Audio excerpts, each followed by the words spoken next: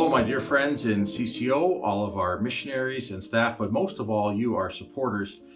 It's good to greet you in Advent. I'm here wearing unusually a hoodie. It's actually our 10 years of CCO at Queen's. So I'm a campus minister, a chaplain who has had the joy of missionaries with me for many years. And I'm also now chairman of the board of directors. So I send you greetings from the CCO family in this Advent season.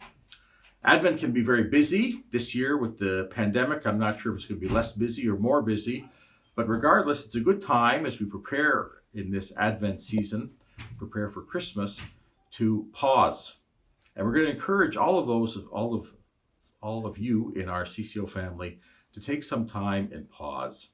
We're going to be sending you some videos throughout these 4 weeks of Advent, and this first one is about the virtue of faith. Now, we have to think what faith really is. Strictly speaking, faith is a way of knowing. It's the way I know the truth about something. Now, in the world of science, I look at observations, I make conclusions about that data, and I come to know something is true. Faith means that I know something is true because I trust the one who tells me. It's just as valid. We really get to know the truth through faith. And in fact, much of the most important things, or many of the most important things in our life, we know through faith. Anything about my great-grandparents, I know because I have faith in my grandparents who told me.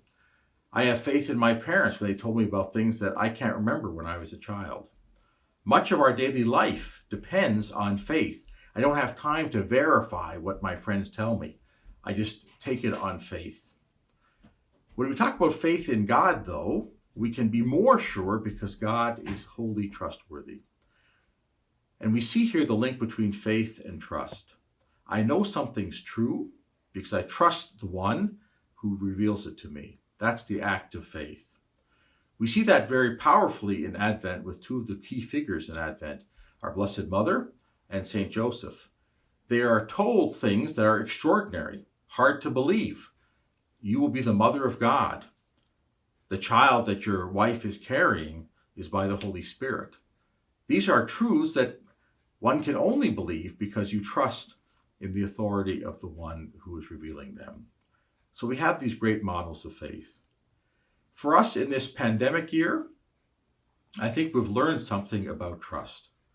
We had to trust that things that we really didn't know anything about were still in the hands of a benign providence. We still have to trust that the future, which is hidden from us, is under God's providence when so many questions remain.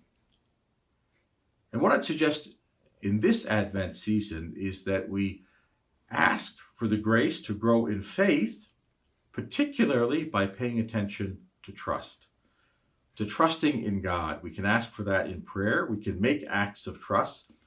But maybe something very practical I might suggest to you is recall times in the past year, maybe during the pandemic, or earlier on in your life, where in a moment of perplexity, a moment even of discouragement, you learned the value of trust. You can look back and see now that trusting God was the right thing to do.